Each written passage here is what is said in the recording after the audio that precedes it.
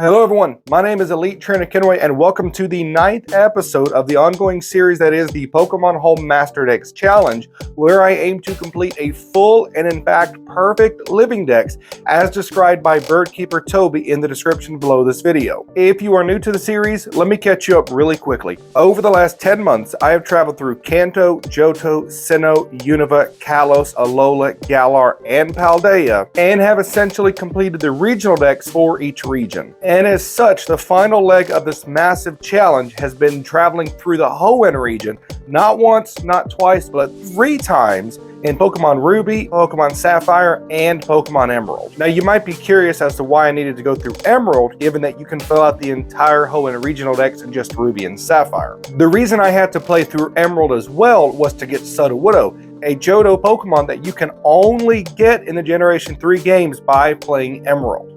But anyway, so let's go ahead and get on to the Hoenn region. Generation 3 is by far my favorite overall generation. From the music to the Pokemon designs to the animation, Gen 3 for me is absolute peak Pokemon. Generation 3 just gave us some of the best Pokemon designs. I mean, you've got Mightyena, you've got Swellow, you've got Shiftry, you've got Gardevoir, you've got Ninjask and Shedinja, which, by the way, I do want to let you guys know that if you catch Nincada in, let's say, a netball, and you evolve it, your Shedinja will be in a netball.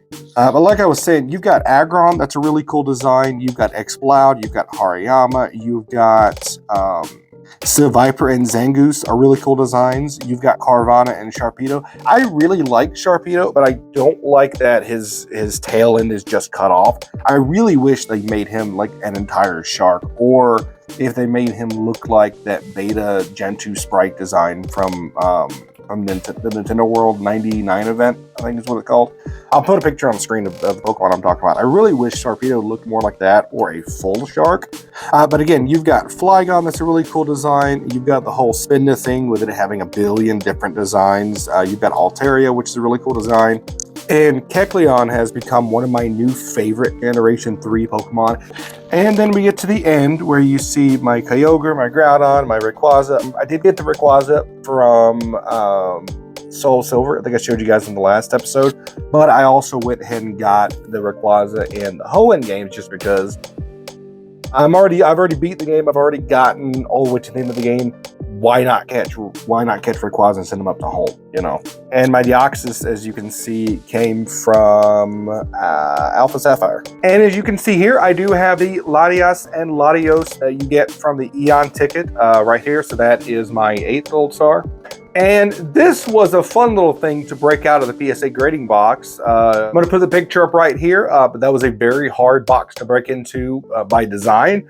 But I had to get the code on the back, so I did what I had to do. And we've got our gender variants, as you can see right here.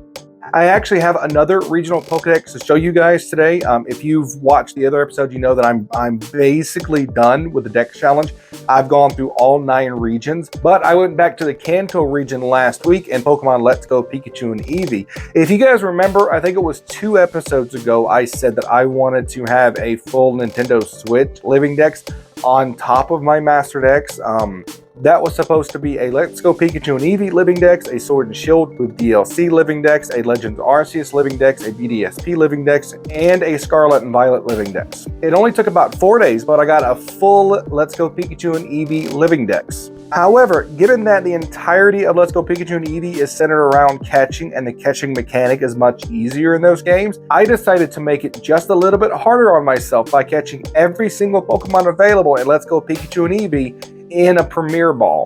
So this I'm actually pretty proud of. I'm going to put it on screen now. I caught every single Pokemon that you can catch in Let's Go Pikachu and Eevee in Premier Balls, including Hitmonchan, Hitmonlee, Porygon, and Lapras. Now I know those are gift Pokemon, but you can find all 4 of those Pokemon in the wild if you're extremely patient and or extremely lucky.